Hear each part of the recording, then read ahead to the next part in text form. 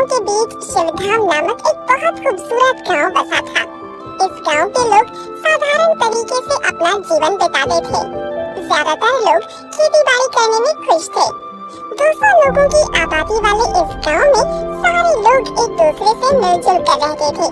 रहने के लिए शहर से दूर शिवधाम एक शांतिपूर्ण जगह थी, पर इस गांव की एक ही परेशानी थी, गोलू और गोलू के 4 बदमाश दोस्त। गोलू और उसके दोस्त हमेशा गांव के चौराहों पर बैठकर गलत चीजों का सेवन करते थे, जिससे वो हमेशा नशे में ही दिखाई देते थे। रात में इनके नशे में होने के कारण गांव वालों को अक्सर परेशानी उठानी पड़ती थी और बहुत बार शिकायत करने के बाद भी सरपंच जी ने कोई कार्यवाही नहीं की थी, क्योंकि गोलू उनका खुद का बिगड़ा हुआ लड़का था। आखिर गांव वालों ने इनके मुंह ना लगना सही समझा। इस गांव में मनोज नाम का एक ईमानदार आदमी रहता था। रमेश और मनोज दोनों काफी अच्छे दोस्त थे, जो हमेशा साथ में ही रहते थे। गांव के चौराहों से गुजरते वक्त रमेश मनोज से कहता है, कुछ भी बोलो मनोज भाई, इस बार फसल अच्छी उगाई है। हाँ रमेश, हमारे गांव की जमीन है ही इतनी उपजाऊ, इस बार भी अच्छा मुनाफा होगा, देख लेना। बगल में चौराहे पर बैठकर गोलू अपने बदमाश दोस्तों के साथ मनोज की सारी बातें सुन रहा था। मुनाफा होगा तो हमारा हिस्सा तुम खुद दोगे कि हम घर पर आकर देंगे? गोलू के सारे दोस्त जोर से हंसने लगते हैं। कोई गलत बात है, मेहनत करे हम और मुनाफा ले जाओ तुम। ये मनोज भाई, हम भी बात करेंगे ना, तुमसे पैसे छीनेंगे। आप लोगों ने मेरे सरपंच पिताजी से कहकर मेरा सारा खर्चा पानी बंद करवा दिया है, तो कहीं न कहीं से लेना तो पड़ेगा ना। सही कहा भैया जी। गोलू की बातें सुनकर डरने लगता है। चलो यहाँ से मनोज, इनकी मुंह लगना ठीक नहीं है। इनको तो कोई काम धंधा नहीं है और हमको तो है। ऐसे बोलकर मनोज और रमेश अपने खेत की तरफ चलने लगते हैं। मनोज गांव में सभी की मदद करता था। गांव वालों से भी मनोज को काफी सम्मान मिलता था। मनोज के खेत में 2 मजदूर काम करते थे। खेत पर पहुंचते ही मनोज अपने दोनों मजदूरों को खेत में खाली पड़ी हुई जमीन का हिस्सा खोदने को बोलता है। अरे जीवन, जरा उस कोने में भी खोद देना, वहाँ बहुत झाड़ियाँ उगाई है। नहीं मालिक, मैं वहाँ काम नहीं करूँगा। वहाँ काम भी हो सकता है, मेरा परिवार, बाल बच्चे, मुझे कुछ हो गया तो इनका क्या? मैं भी नहीं करूँगा मालिक, मेरी तो शादी भी नहीं हुई है, मुझे मेरी जान प्यारी है।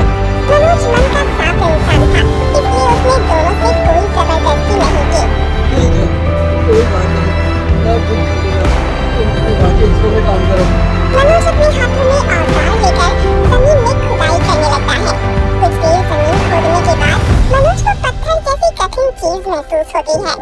मनोज तुरंत अपना खुदाई का काम रोक देता है।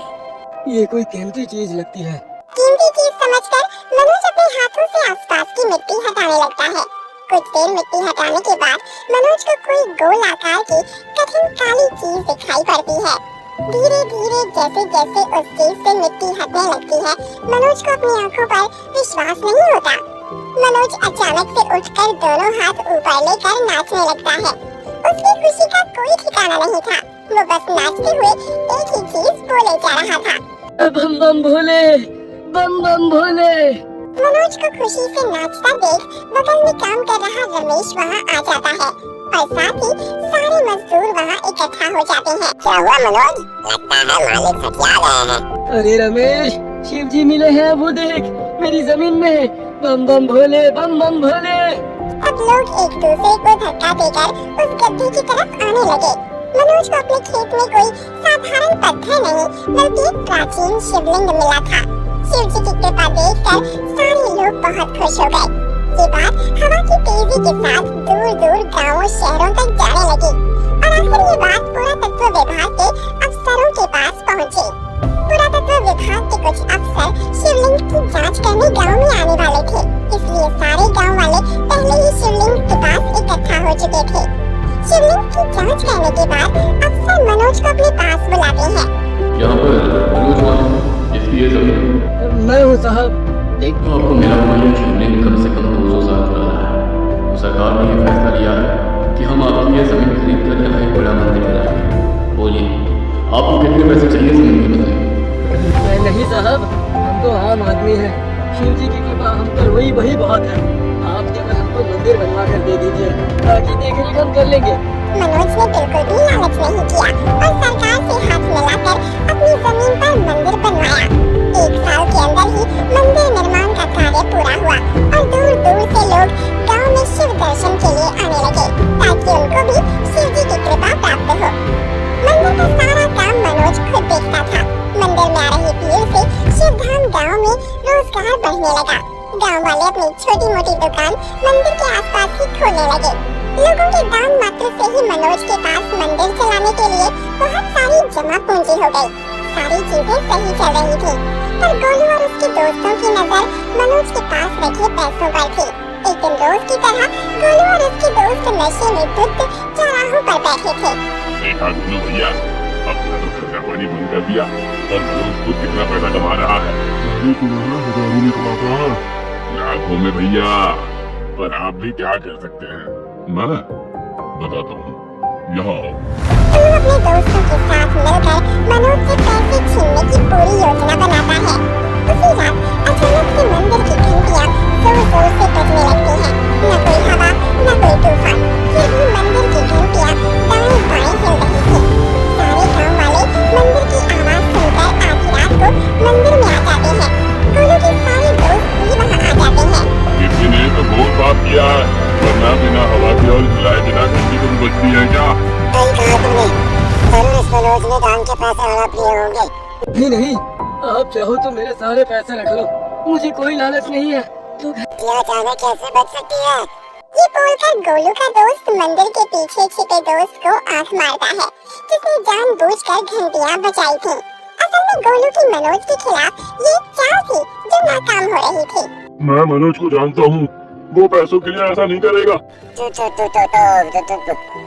हम गाँव वालों से ही कुछ गलती हुई है, जिससे शिव जी गुस्सा हो गए हैं।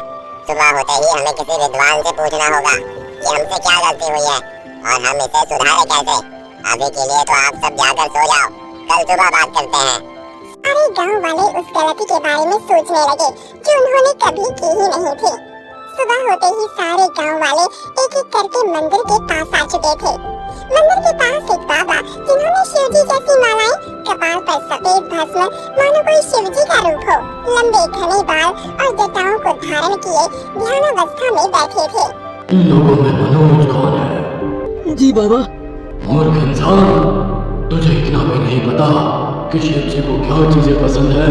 मुझसे गलती हो गई बाबा शिव जी की सेवा करने में, अब आप ही कोई उपाय हो तो बताइए। यहाँ आओ तुम तेजस्वी बालक, जाओ और जो जो चीजें मैं बोलता हूँ वो लेकर आओ, और पैसे इस लालची इंसान से लेना जो दान का सारा पैसा खा रहा है। गोलू के दोस्त बाबा के कहने पर मनोज से पैसे लेकर शराब की दुकान से दारू और भी कुछ नशे की चीजें लेकर आते हैं। शिव जी की ऐसी पूजा विधि से गांव वाले पूर्णतः अनजान थे। गोलू के दोस्त सारी नशे की चीजें बाबा को सौंप देते हैं। मैंने शिव जी का अपमान किया है, आपने किसी ने उनकी सेवा ठीक से नहीं की। इसे बोलकर बाबा सारा नशे का सामान सामने रखकर ध्यान लगाते हैं। अरे यार, गोलू भैया नजर नहीं आ रहे कहीं? बेवकूफ, ये बाबा ही तो है हमारे गोलू भैया। गजब टोपीबाज आदमी है भैया। भोले बाबा आप सबसे नाराज हैं, इसलिए ये प्रसाद मेरे हाथों से आपको ग्रहण करेंगे, तो रात को कोई भी मंदिर के पास नहीं आएगा, वरना गाँव में घोर अकाल आ जाएगा। बाबा की बात मानकर सारे गांव वाले घर चले जाते हैं, पर रमेश को बाबा पर शक होने लगता है। मुझे कुछ गड़बड़ लग रही है, रात को आकर देखना पड़ेगा। रात में रमेश चुपके से मंदिर के आसपास रहकर बाबा पर ध्यान दे रहा होता है। तभी रमेश गोलू के 3 दोस्तों को बाबा के पास जाते देखता है और बाबा को गोलू के दोस्तों के सामने दारू पीता हुआ देखकर रमेश का शक यकीन में बदल जाता है और बाबा का असली रूप बाहर आ जाता है। वही मैं सोचूं कि बाबा सारी नशे की चीजें ही क्यों मांग रहा था। सुबह होते ही बाबा का सब गाँव वालों को बताऊंगा। रमेश को छोड़कर सारे गांव वाले बाबा के पास आ जाते हैं। बाबा, अब तो सब ठीक है ना? हाँ, अब ठीक है। रमेश मंदिर के गाँव में किसी चोरी करता था, इसलिए शिव जी नाराज थे। उसे मैंने गाँव से निकाल दिया है, अब चिंता करने की बात नहीं है। अरे बाबा, इधर सवाल जवाब बंद करो बालक, शिव जी की पूजा का सामान ला, शिव जी को मैं अपनी भक्ति से प्रसन्न कर रहा हूँ, तो सारी चीजें हर रोज मुझे बिना मुझे लेकर आना और मेरे पास दे देना। एक बार गोलू बाबा बनकर गांव वालों को ठग रहा होता है। अब पूजा रात को होगी, तुम सब घर जाओ। सारे गांव वाले बाबा की बात सुनकर घर जाने के लिए निकल ही रहे होते हैं कि एक साधु उन्हें रोक लेता है। ये साधु अपने शिष्य के साथ दर्शन हेतु शिव धाम आए हुए होते हैं। रुक जाओ क्या आप सबूत दे सकते हैं ये चीजें आप शिव जी को ही चढ़ाएंगे। कुछ क्या मुझे इसकी सफाई देनी पड़ेगी गाँव वालों? आपको सफाई देनी पड़ेगी। मैंने खुद देखा है गांव वालों, ये लोग कल रात मंदिर के पीछे शराब पी रहे थे और मुझे पता चलने पर मुझे बांध कर रख दिया था। ये तो अच्छा हुआ इस साधु बाबा ने मुझे बचाया। तो क्या हुआ? मैं शिव जी का भक्त हूँ और शिव जी के भक्त शिव जी के अंश होते हैं। मैंने पी लिया तो शिव जी ने भी पी लिया। अरे शिव जी ने तो विष में पिया था, आप भी थोड़ा चख लो ताकि ये सिद्ध हो जाए कि आप शिव जी के अंश हो। हाँ पी लूंगा। है किसी के पास? हाँ मेरे पास है, ये लीजिए। गोलू का सारा पासा पलट चुका था। डर डर के बाबा बने गोलू ने विष अपने हाथ में लिया। नहीं, मैं तो भूल गया था। मेरा आज निर्जल उपवास है, कोई और काम नहीं कर दूंगा। पाखंडी बाबा की परीक्षा लेने हेतु साधु बाबा अपनी झोली से एक सांप निकालते हैं। शिव जी सांप को गले में धारण करते हैं। तुम भी ले। ऐसा बोलकर साधु बाबा सांप को गोलू के ऊपर फेंक देते हैं। नहीं बनना है मुझे बाबा, बचाओ। गोलू और गोलू के दोस्त दुम दबाकर भागते हैं। कुछ गांव वाले उनको पकड़ने उनके पीछे जाते हैं। सारे गांव वाले उस साधु बाबा और उनके शिष्य को धन्यवाद देते हैं। बाबा आपका बहुत बहुत धन्यवाद जो आपने हम गांव वालों को इन पाखंडियों से बचा लिया। बताइए मैं आपकी सेवा कैसे करूं?